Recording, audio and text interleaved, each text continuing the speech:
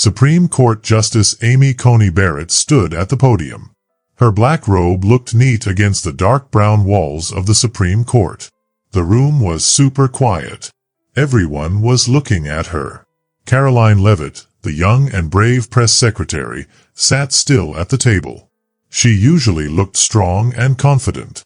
But today, she looked a little scared. Just a few seconds ago, Justice Barrett had lifted her hammer and said loudly, "The court decides that Miss Leavitt must pay $500 million. The sound of the hammer hitting the table echoed in the big room. Everyone gasped loudly. Reporters quickly grabbed their phones to tell the world. But something surprising happened. Karoline Leavitt didn't cry. She didn't look scared anymore. Instead, she calmly reached into her leather folder and pulled out a paper. This wasn't just any normal court case. What Karoline was about to do would become the biggest fight between the courts and the government that America had ever seen. Before we go deeper into this crazy story, tell us where you're watching from and don't forget to subscribe so you can hear more cool political stories. Karoline Leavitt, only 28 years old, had climbed high in politics faster than almost anyone else. She used to work for President Trump and now worked as the White House press secretary. She was famous for her sharp answers and strong loyalty to the president. Some people said she was too young and didn't have enough experience. But her fans loved her. They said she was the new voice that conservative politics needed. Leavitt has been rocking the White House press talks for months, said Daniel Carter, a political expert on Fox News. She changed the press secretary job from defensive to offensive, and the big media doesn't know how to deal with her. Justice Amy Coney Barrett was a big name too. She became a Supreme Court justice in 2020. Everyone knew she was super smart and followed the Constitution very strictly. She was loved by traditionalists and didn't talk a lot, but her writings were very powerful. Progressives didn't like her much. Just 3 weeks ago, trouble started. Karoline Leavitt gave a press conference. She said some Supreme Court justices, including Barrett, might not be doing everything honestly. She showed a paper saying Barrett was getting money from big companies who had court cases. Justice Barrett and her team quickly got mad. They sued Leavitt, saying she used fake papers to hurt Barrett's good name. This wasn't just about money. It was about whether people who work for the president could be punished for what they say. It was about keeping the balance between the courts and the government. If Barrett wins, said Victor Malone on CNN, judges might be able to stop government workers from talking. But if Leavitt wins, judges might lose some of their special powers. As Justice Barrett gave her ruling, the room got even tense. The court finds Miss Leavitt spoke with actual malice and didn't care if it was true, said Barrett, strong and firm. She was warned many times that her sources weren't good. Cameras flashed everywhere. Karoline sat still. Her lawyer whispered quickly to her. Barrett kept speaking. Because the damage to my reputation and to the court is so big, Miss Leavitt must pay $500 million. People gasped. Reporters ran out of the room to tell the world. Even lawyers and law experts looked shocked. It was rare for someone famous to get such a big fine. Just as everyone was still whispering, Barrett's helper handed her a note. She paused and read it. Then she said, "Before we finish, I must talk about a new thing that just came up." Karoline's lawyer stood up. "Your Honor, we found new evidence that we didn't have before. It's very important for this case." Leavitt nodded calmly. She looked confident again. Barrett's face showed a small frown. But she stayed calm. "The court will take a 30-minute break to look at the new papers," Barrett said. She left the room. But people noticed she didn't look as calm as before. Outside, news channels were going crazy. #Barrett vs. Leavitt was the top trending hashtag. Conservative news said this was too much power by the court. Liberal news said it was a good punishment for fake news. CNN's Gabriel Sutton said, $500 million isn't just a fine. It's meant to destroy Leavitt and scare others. Inside a small room, Karoline and her team were busy. People saw more papers being rushed in. A White House helper whispered, "She's been ready for this moment. Barrett has no idea what's coming." When court started again, everything felt different. Karoline looked strong and calm. Barrett didn't look as sure anymore.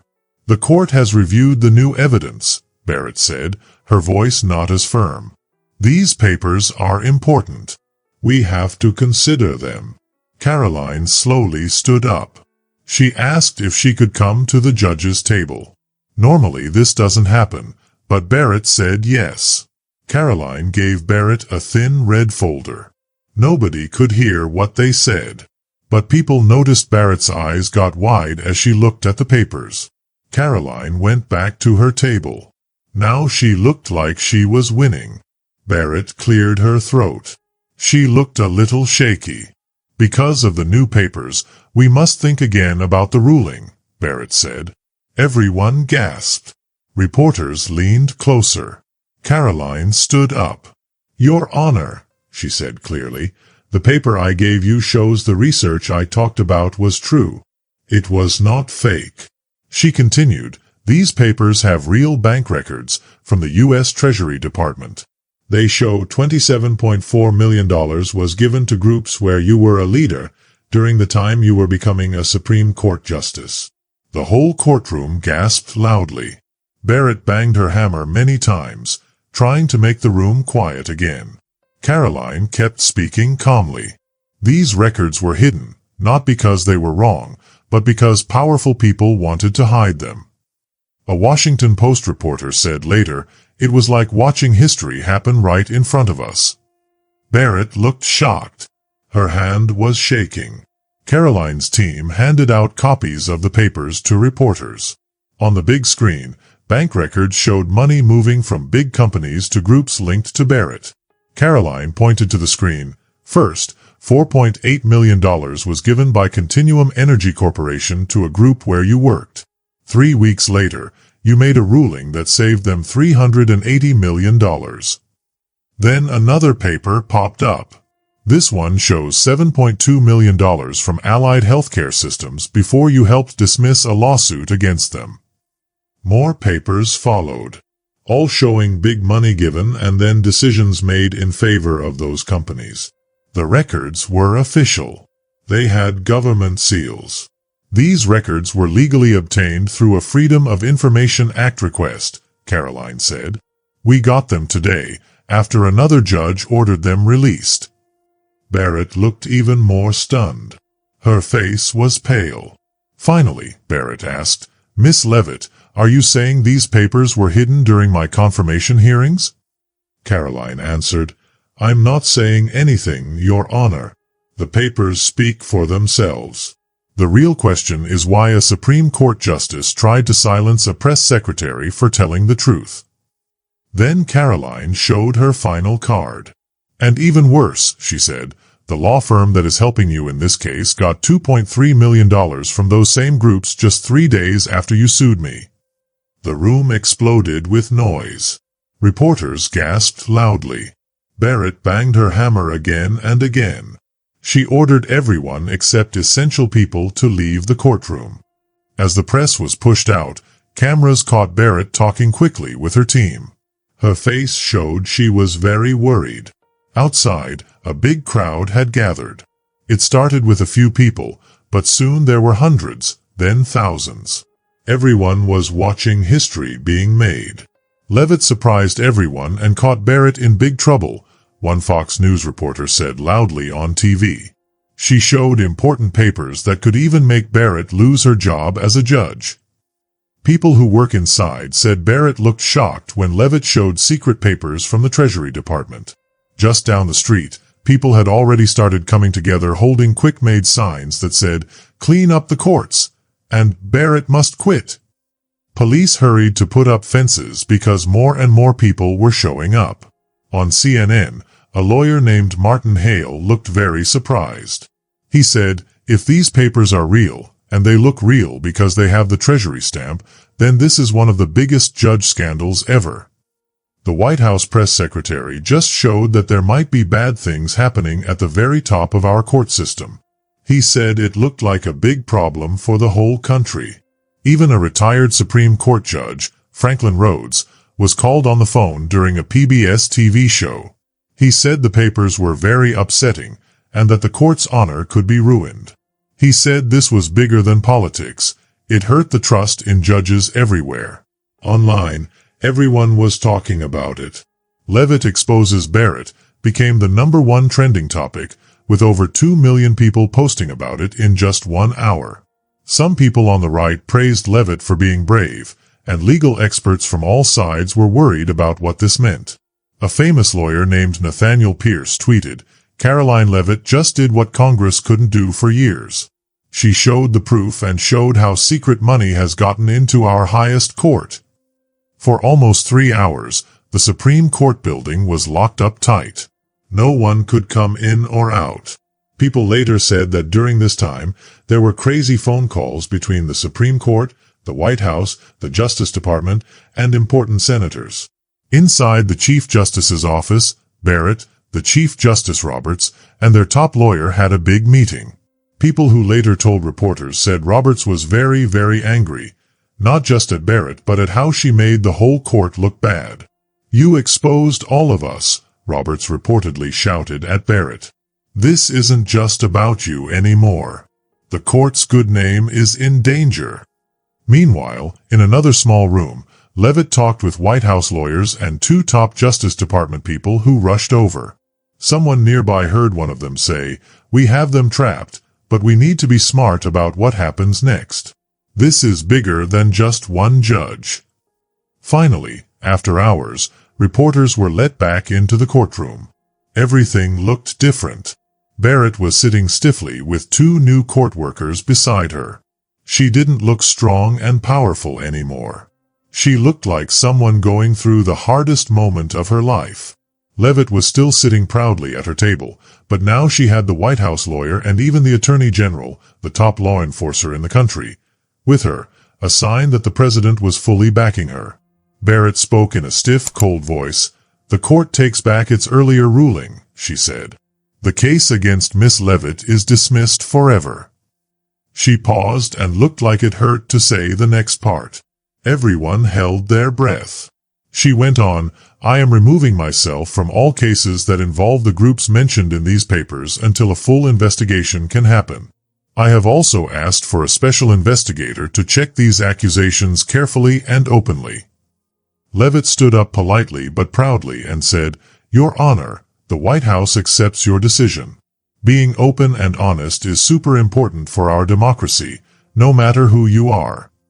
As Barrett got ready to leave, Leavitt said one more thing that would be shown on TV over and over again. "The American people deserve judges who follow the law, not ones who think they are above it." Barrett's face tightened, but she didn't say anything. She quickly stood up and left, while everyone else in the courtroom was still trying to understand what had just happened. In just a few hours, Washington, D.C. was in total chaos. The hashtag #YouAreImpeachment became the #1 trending topic all over the country. Leavitt's documents were being shared millions of times online. TV helicopters showed lights shining late into the night at the Supreme Court and the Department of Justice. By midnight, protesters had gone to Barrett's house, so the police had to move her to a secret place to keep her safe. The Supreme Court police made a statement saying protests outside a judge's home were wrong, but that just made people angrier online. The head of the Senate Judiciary Committee called for emergency meetings. "These are very serious accusations," he said quickly at a press conference. "We will fully investigate if Justice Barrett broke the rules, lied about her money, or broke her promise to the country." The White House acted fast too. The president tweeted, "Proud of Karoline Leavitt for standing up for the truth. No one is above the rules." That tweet got over 500,000 likes in just 1 hour. Behind the scenes, all 9 Supreme Court judges had a late-night emergency call. Chief Justice Roberts told them this was the worst crisis for the court since Bush versus Gore, or even since the 1930s when people tried to change the whole court. The next morning, every TV channel had special shows just about this. Fox News called it Press Secretary's Courage, while MSNBC called it a constitutional crisis. So many people were watching that nearly 70% of all TVs were on the news. Good Morning America spent its whole first hour on the story, bringing in lots of experts. One legal reporter said, even global markets are reacting. The dollar is dropping, and treasury bonds are shaking. Political experts said they had never seen anything like it. A former attorney general said, this is new and scary. A judge tried to ruin someone's life for telling the truth. Conservative radio host Glenn Beck praised Leavitt. This young woman showed more bravery than most politicians. She stood up to the highest court and didn't flinch. The New York Times wrote a long 5,000-word article called Leavitt versus Barrett, How a Press Secretary Outplayed a Supreme Court Judge. It explained not just the courtroom battle, but also how Leavitt's team had spent months gathering proof quietly. After 2 full days of silence, Barrett finally put out a letter through the court's office. People said the letter had been changed many times with help from ex-judges and PR experts. Barrett said the papers need to be carefully looked at to understand them. She said she always made her decisions by following the Constitution, not because of outside money. But she didn't say no to the money connections Leavitt showed. She didn't really deny anything. She just talked about how the process would work. A lot of legal experts noticed that and said if she were completely innocent, she would have said so clearly. Later that day, reporters found even more papers showing Barrett had been paid to speak at 3 of those groups before she was made a Supreme Court judge. She had not told the Senate about all of those payments when she was getting confirmed. As the week went on, it wasn't just Barrett anymore. Other judges were also being looked at. Journalists and watchdog groups started digging into all the judges' money and old cases. A group of senators from both parties even made a new law proposal that would force all judges to show all money they get, not just their salary, but also money paid to groups they work with. The House Judiciary Committee said they would start hearings about maybe impeaching Barrett, which hadn't happened to a Supreme Court judge since 1804. Constitution experts were now arguing if what Barrett did was bad enough to be called high crimes that could remove her from the court. Meanwhile, President Biden gave a speech on TV at night. He said everyone needed to stay calm, but also made clear that no branch of government was above the people. People from other countries watched with worry. The European Union's justice leader said, courts must be free from money and politics. If these charges are true, it is very bad for America's court system. The stock market showed fear too. The Dow Jones dropped almost 800 points in just 2 days. Leavitt's big news made a lot of smart law experts say that many important company cases decided by the court in the last few years might have problems now if people start to question if Barrett was being fair. For normal people, the story was way bigger than just politics. When reporters talked to people on the street, they found that many were not only interested in the drama but also very worried. I always thought Supreme Court judges were not part of politics, said Emily Ward, a nurse from Ohio, when she talked to the news. Now I'm not sure about anything anymore. On social media, there were tons of funny pictures and videos showing Leavitt like David fighting the giant Goliath. One popular TikTok trend had young girls acting like Leavitt in court, with the words, when they try to shut you up but you know your stuff. That TikTok idea was watched more than 40 million times in just a few days. Smart teachers who study the law wrote articles and talked about what might happen next. A famous Harvard teacher, Theodore Grant, wrote in a magazine that Leavitt's big moment in court might be seen in the future as a huge turning point for the Supreme Court. It could be the moment when judges have to start being more honest and open to the people. He said that maybe, one day, students would study this in school as the time when the courts and the people changed how they worked together. For Karoline Leavitt, this moment changed her life. She went from being a talked-about White House helper to a famous person everyone knew. Big magazines wrote stories about her life, showing her journey from a small town in New Hampshire all the way to the White House. Time magazine even put her on their cover with a picture of her standing on the steps of the Supreme Court. The next day, her press conference at the White House was packed full of reporters. Even big TV anchors and news people from other countries came to see her. Companies, law firms, and TV stations rushed to offer her big jobs, and one TV network even offered her $12 million for a special contract. But Leavitt said she would stay at the White House. "My job is to tell the truth to the American people," she said strongly. That job hasn't changed because of what happened. When someone asked if she felt like she had won after facing a $500 million fine, her answer became very popular online. She said, "This was never about me. It was about making sure powerful people can't hide what they do from the public." Her social media accounts exploded. She went from 200,000 followers to over 5 million in just 3 days. Young women especially loved her and started a trend called Be Like Leavitt, where they shared stories about standing up to bosses or teachers. Some political groups even started talking about her maybe running for office one day, and some polls said she was more popular than a lot of old, famous politicians. Shirts, hats, and other stuff with Leavitt 2036 written on them popped up for sale online almost right away. But the biggest change happened at the Supreme Court. Chief Justice Roberts called a secret meeting with all the judges. Sources told the Washington Post that Roberts said, "The people don't trust us anymore. It might take years or even decades to earn their trust back." After that, the court made new rules. From now on, all judges had to tell the public every few months if they or their close family had important jobs or connections. The court also finally made a rule book of ethics, something they had said no to for a very long time. Law schools around the country quickly changed their books and classes to teach something new, called the Leavitt test. It asked if a judge's connections made things look unfair, even if it didn't actually change their decisions. As everyone tried to get used to this new reality, TV shows and smart political experts started to think about what it all meant. On PBS NewsHour, famous historian Margaret Ellis said, "In American history, some moments change everything between the government parts. Like when Marbury versus Madison made courts strong, or when President Roosevelt tried to add more judges.